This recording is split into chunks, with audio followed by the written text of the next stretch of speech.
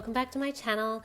Today's video is going to be a memory keep video, which I haven't done one of these in a really long time, but this particular week that I want to show you is an extra special week.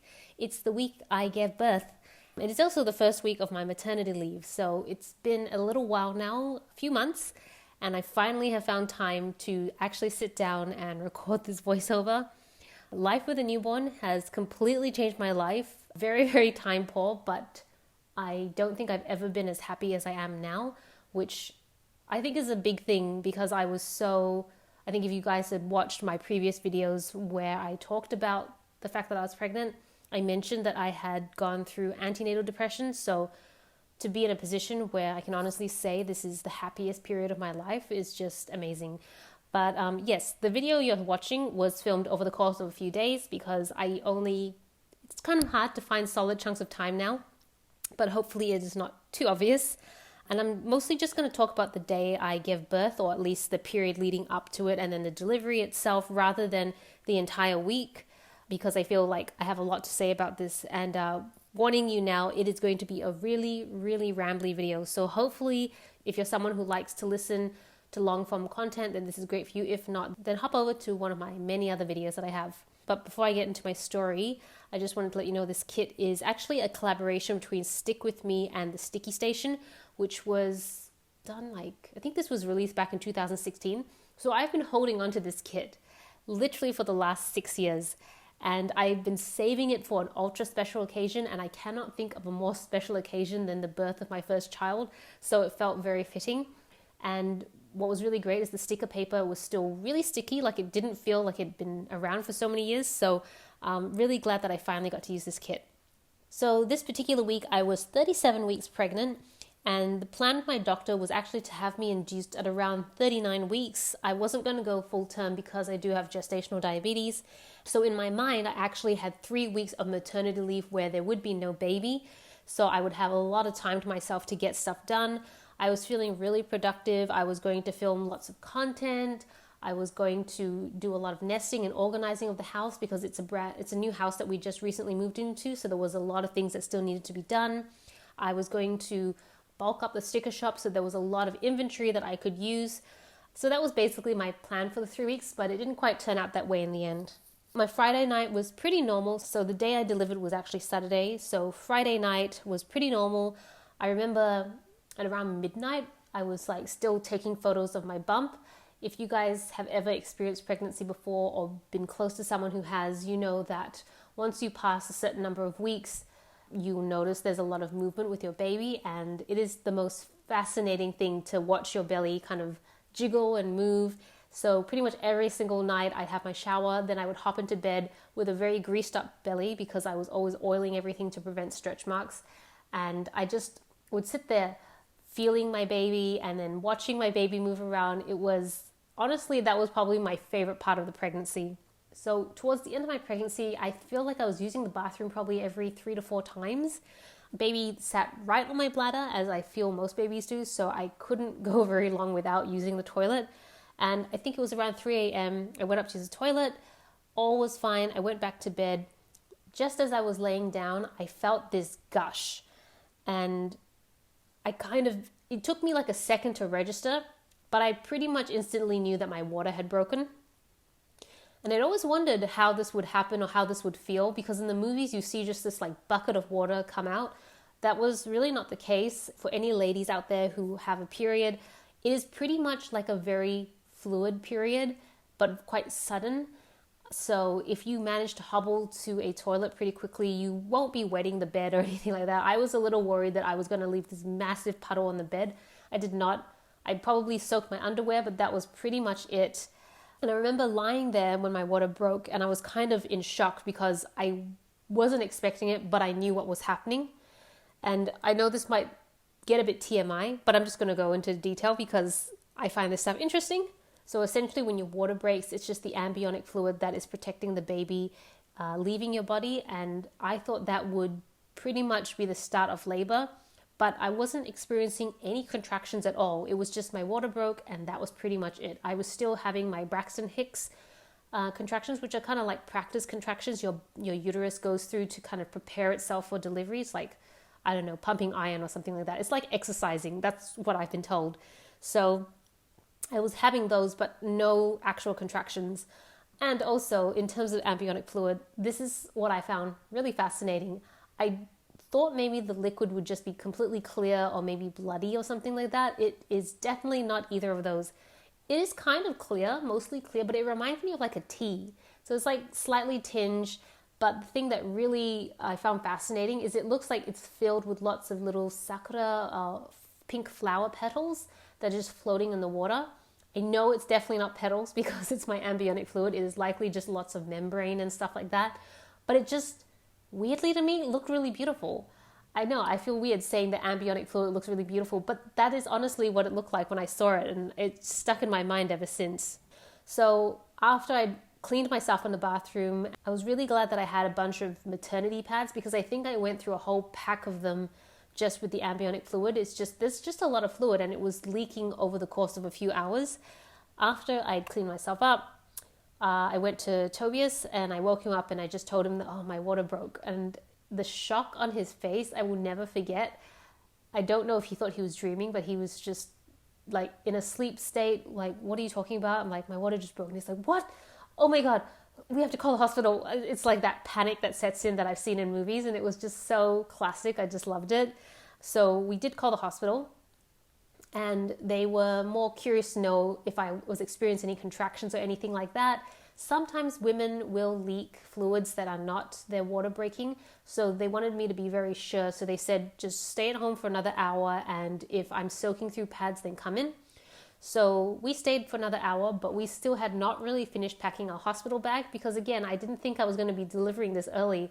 So Tobias was essentially rushing around the house, just grabbing all sorts of stuff and chucking it into our hospital bag. And I was trying to do the same, but it was getting kind of weird because my pregnancy, my tummy has always felt really full with like, just it always felt very taut. Now with the fluid slowly draining, it felt weird. It was like, I can only describe it like having a bunch of raw chicken wings in your belly. You could just I could feel things a little bit more. Like I could feel the baby's limbs and everything quite a bit more than before, where it was basically just a bottle, like a balloon inside instead. And I remember actually around this time I was really upset as well because I think I was just in shock that this was happening so soon. I still was coming to terms with the fact that we were going to be parents, and I wasn't quite ready to give up my old life yet. And I was just not ready. So I was crying to Tobias, just saying, I'm just not ready for the baby to come here yet. And I think he was also feeling a little unready. We both didn't expect it. So it did take a little bit of adjusting. But I remember this period being really emotional because of that. So after an hour passed, we called the hospital and said, yeah, we're still leaking. And so they said, come in and bring some pads with you. So we packed what we could and went to the hospital. Fortunately, we don't live that far from the hospital, so it wasn't like an hour's drive or anything like that. And this was like 4 or 5 a.m. in the morning, so the streets were pretty much empty, which, you know, I was really grateful for. I would have hated to go into labor and be stuck in like 2 hours of traffic. So yeah, we check in and the midwife calls my OBGYN to decide what to do next because my contractions still had not started yet. So essentially I wasn't really in labor. But without the amniotic fluid anymore, the baby isn't really protected at this point. So we did a few checks and we decided that we would probably have to induce because my OBGYN decided that it wasn't worth waiting for my body to naturally start the contractions now that the baby was in a less than ideal state and could get infected if I just left it. So we thought we should probably induce. However, it would be ideal if my body could naturally recognize that the water has broken and see if it could kick off the contractions on its own. So we just checked into the hospital and we were really lucky to have our own room so we could settle in. Around this time, my test results for the Group B strep test, which is basically, what I understand, it's a bacteria that most women will have, and it peaks and flows, like peaks and drops depending on the time of the month. And if it's particularly high around the time you're going to deliver, then they will put you on antibiotics just to make sure that the baby is safe when it comes out. If it's low, then you don't need antibiotics. Well, I feel like I've not had the best of luck with the pregnancy, even though by all accounts, I'm just incredibly fortunate that the pregnancy went smoothly regardless of all, say, the inconveniences I've had. But bacteria did come up pretty high. So every 3 to 4 hours, I had to go on an IV drip of antibiotics just to control it and make sure that it didn't blow up. That was probably the main reason they wanted to have me induced, because that bacteria could infect the baby. So we waited at the hospital for a few hours. It was kind of nice just to chill and just wait and just see if I could naturally get my contractions started. Every few hours, the nurses would come in. They would just do a check on myself. They would check the baby's heartbeat. I'd be on the IV drip for my antibiotics. And it was, in that sense, pretty nice. It was nice to just have some time to kind of wrap your mind around the fact that very soon this baby's going to be here. And we roughly know it's going to be either today or tomorrow, depending on how long the contractions go for. I was still really emotional. I remember vlogging quite a bit of the footage, which I don't know if I'm ever going to release because it's not the most flattering footage, but there was a lot of tears and there was a lot of reassurance from Tobias that things would work out, even though in retrospect, he told me he was like terrified himself and really nervous, but he was just so supportive and just so nice. I also let my family know that my water had broken and I was in the hospital, so there was just a lot of support.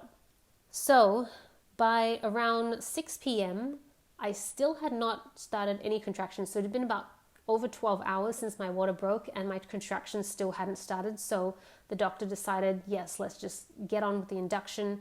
And so I was wheeled into the birth suite to be induced. The induction is really just more medication, I guess, that is through the IV drip. So they just kind of piggybacked off the antibiotic IV drip that I had and started to induce me.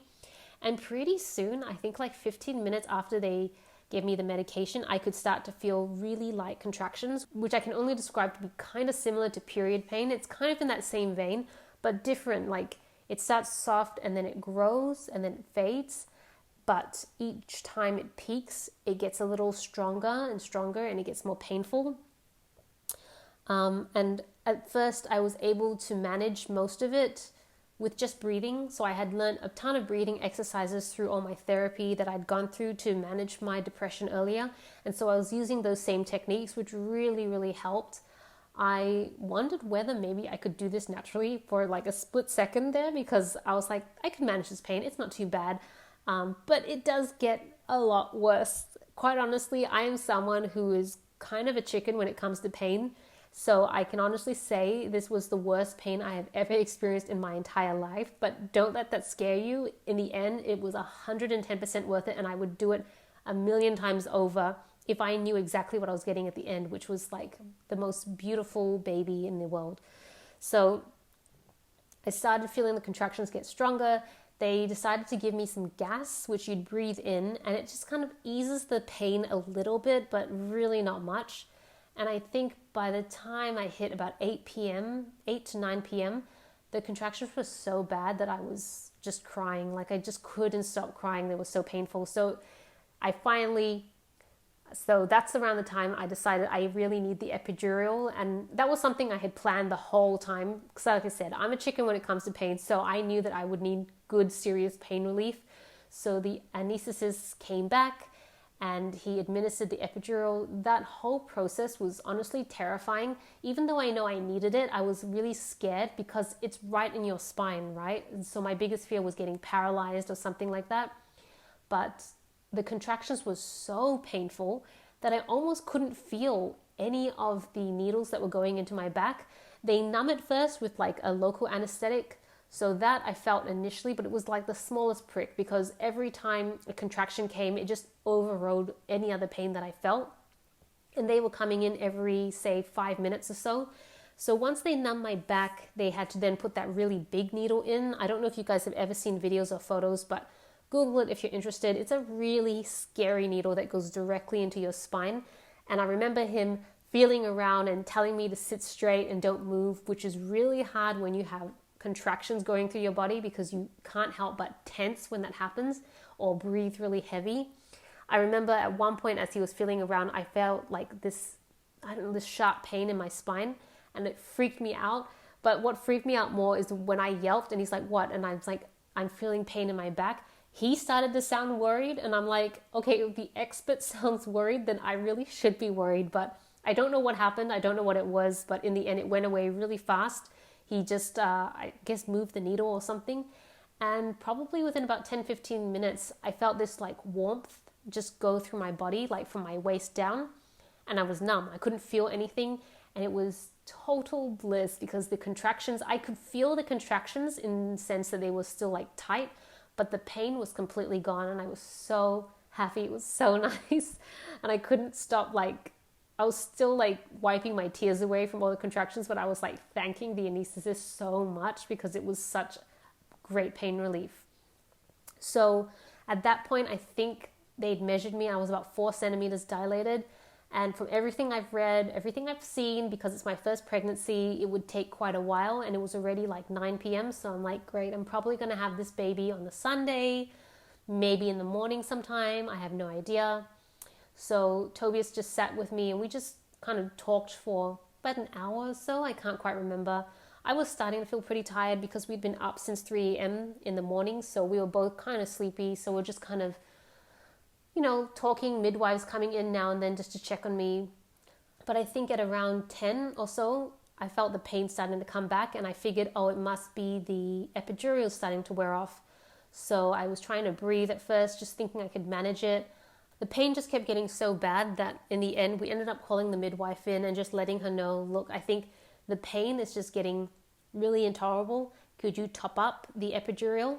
So they had a look and they could tell that the pain relief was starting to wear off. And so it was almost like I didn't have much pain relief left.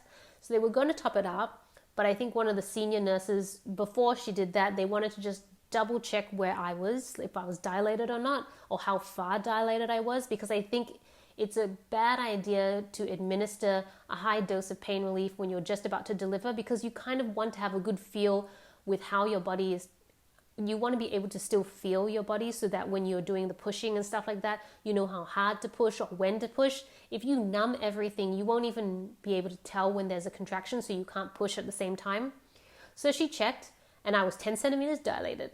So it was very fast, like within 1 or 2 hours, I was ready to go. I think she could see the baby's head. So they were like, no, we can't give you more pain relief. You need to start pushing. And I was like, oh my gosh. So I know that I still delivered this baby with some pain relief, but it definitely wasn't with as much pain relief as I hoped. So this was the period where it was like literally the most painful I've ever felt. And it was so exhausting. So I think I was actively pushing for about 45 minutes. And I remember towards the end, I was really starting to black out. I was just so exhausted. I was screaming. Like when I think about the movies where they show people delivering babies and the woman is just screaming, and I'm like, that's got to be an exaggeration. Well, for me, it was no exaggeration. It was pretty much that. I was just screaming throughout all the contractions, crying. I was so angry, like not angry, but it was just more like that raw tribal screams, I guess, that make it sound like you're really angry. My OBGYN finally turned up. She only turns up towards the end of the delivery, not throughout like most of it. So she came. I remember her mentioning that she'd need to give me an episiotomy because I was struggling and the baby was struggling to come out. And I vaguely remembered what that was when I was reading it online, which is essentially they cut you down there just to increase the opening a little bit. And I was pretty sure I did not want to be cut down there. So I told her to not cut me. And she said, okay, we'll try a few more contractions and see how you go. We did that and I was pretty much, I think a few more contractions and I would probably have blanked out because I was too exhausted. And she had said something to Tobias about how the baby's heart rate was going down because I was so tired. So my heart rate was going down, which meant essentially the baby's heart rate was now going down. And if we didn't get the baby out soon, I might have to get a C-section. So in the end, when I heard that, I was like, just cut this baby out, like just cut me, it's fine. Like I think I just got to a point where I was just so tired I was willing to do anything to get the baby out. It was so painful and so uncomfortable, and I was more scared that I would pass out and then I couldn't push the baby out and something would happen to them. And then the biggest fear was that I didn't want my baby to be in any sort of danger. So she ended up giving me the episiotomy, and in another 1 or 2 pushes the baby was out. And I tell you, it is the most wonderful feeling ever when the baby comes out. I can, like, it sounds so gross, but imagine going to the toilet and taking the biggest you-know-what in your life, and it's all out, and you just feel so good. like times that by 100, and that was exactly what it was like to give birth. It just felt so nice to have it out. Oh, well, my baby. It was so nice to have my baby out. And then instantly I hear like the loudest, highest pitched screaming. And I was so relieved because I knew that the baby was healthy, the baby was out.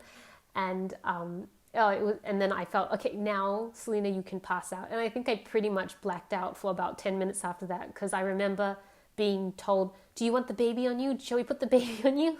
And I was like, just put it on me. And so they put the baby on my chest, which was the most beautiful moment, but also the scariest and weirdest moment, because the baby was still covered in all this like blood, and the baby was screaming really loud. And I just kept thinking, why is this baby so loud and it's so slimy?